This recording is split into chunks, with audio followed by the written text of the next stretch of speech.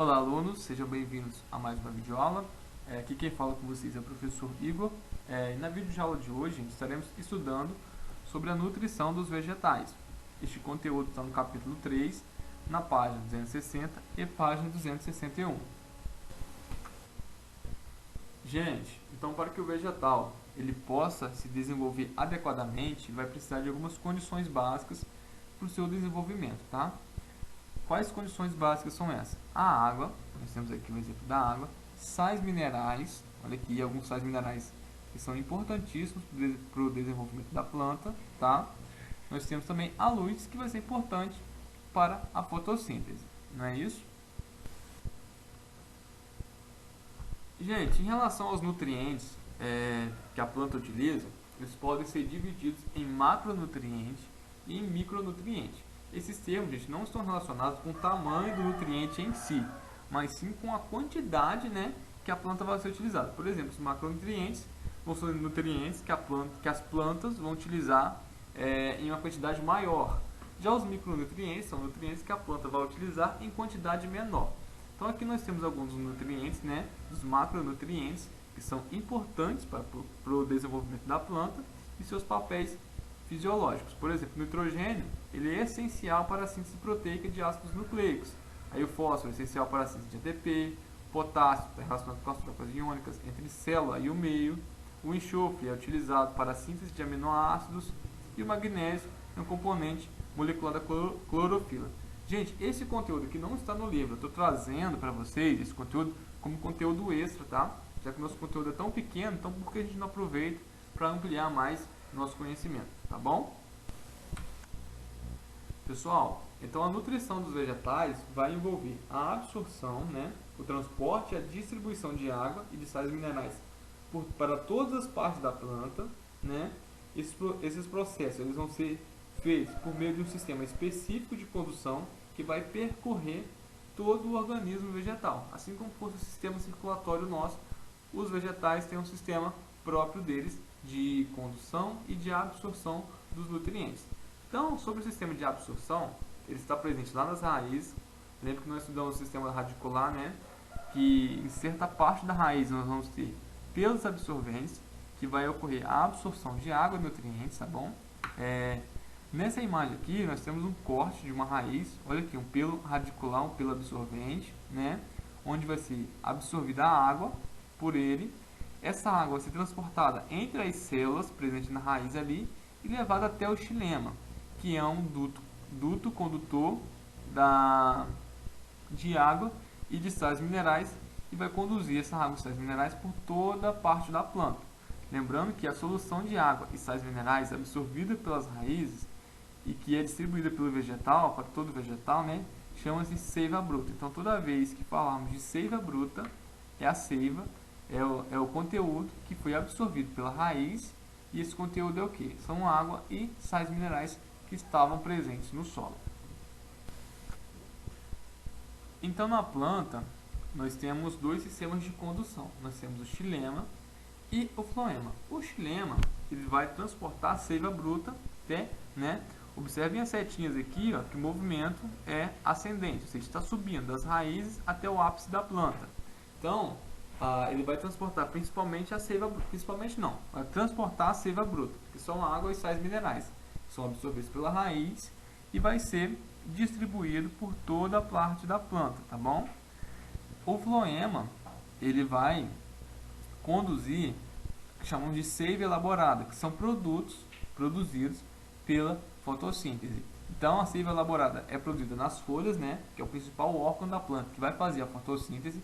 Observe a setinha aqui, tá vendo? Ó, que ela pode descer para as partes inferiores do vegetal, como para as raízes, ou ela sobe também, né, que é produzida aqui nas folhas de baixo, pode subir também para o ápice do vegetal, para suprir os órgãos que estão presentes aqui no topo, como folhas, né, e algumas flores, tá bom?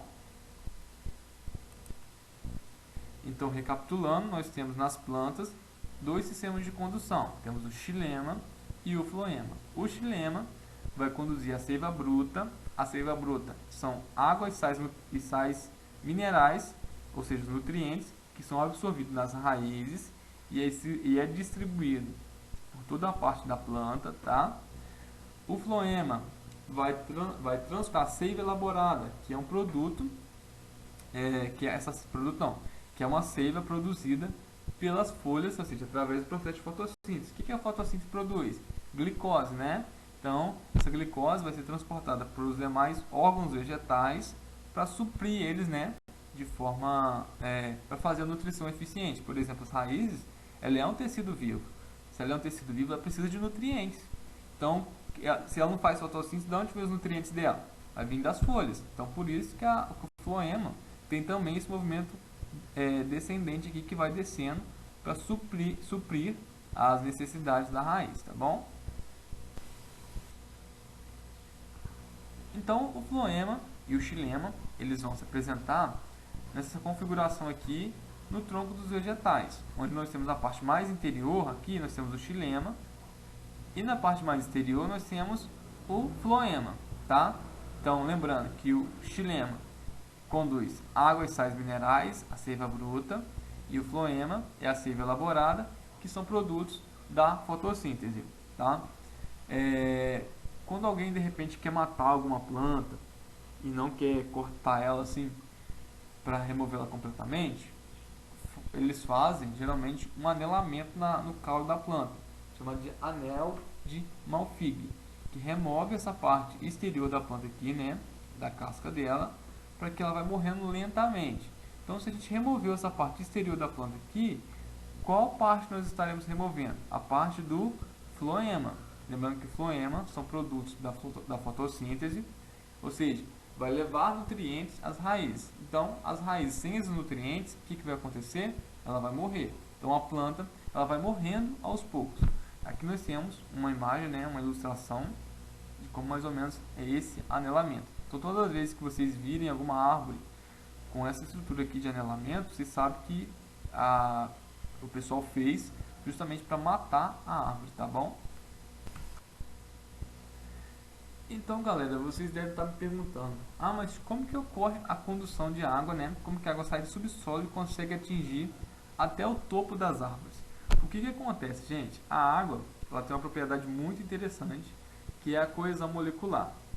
A coesão da água se refere-se à atração de moléculas por outras moléculas do mesmo tipo, e as moléculas de água possuem forças de coesão fortes, graças à sua capacidade de formar ligações de hidrogênio entre si. Então, devido a essa capacidade da água, né, ter essa coesão, essa ligação de moléculas de água com molécula de água, ela acaba sendo conduzida com maior facilidade através dos vasos do xilema, tá bom? Então, vamos analisar essa imagem aqui juntos. Nós temos aqui embaixo na raiz uma tensão. O que acontece? O baixo potencial hídrico da raiz, ou seja, a raiz com pouca água, vai provocar a entrada de água do solo e se desloca por osmose até a medula da raiz. Então, nós temos a osmose aqui também contribuindo para essa captação da água, tá? Lembrando que a osmose é um fenômeno químico, físico-químico, que vai fazer o quê? Que o meio, a água que seja no meio menos concentrado, passe para o meio mais concentrado, tá? Então, graças à osmose, ocorre a entrada de água através dos pelos absorventes até a medula da raiz. Devido à coesão molecular da água, né, ela vai ser mantida dentro do xilema, tá bom? E devido à transpiração, gente, o que acontece? A evaporação de água para o ar, a folha está sempre transpirando, liberando água, né, que foi absorvida nas raízes, para a atmosfera. Então, essa água está em constante movimento ascendente dentro da planta. Então, à medida que a água vai sendo liberada aqui, né, na superfície da folha, a coesão molecular vai puxando mais água que seja para baixo e chegando até o ápice da planta. Então, com isso, a água consegue sair das raízes, é sugada através das folhas, né, até a atmosfera. E a coesão molecular contribui para que essa água continue sempre nesse movimento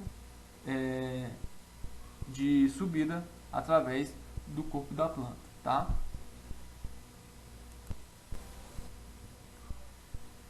Então, gente, graças a esse sistema, né, de condução dos elementos, tanto xilema quanto floema, nós podemos observar árvores imensas tá? Atingindo centenas de metros, graças a esse sistema eficiente de transporte de substâncias, na qual é transportado água e sais minerais através da raiz e chega até a copa das árvores, e da mesma forma, elementos produzidos pela fotossíntese através das folhas chegam à raiz nutrindo elas. Então, gente, na nossa aula é isso. Qualquer dúvida pode me chamar aqui no WhatsApp ou pode mandar alguma mensagem na plataforma, tá bom? Então, fiquem com Deus e até a próxima aula.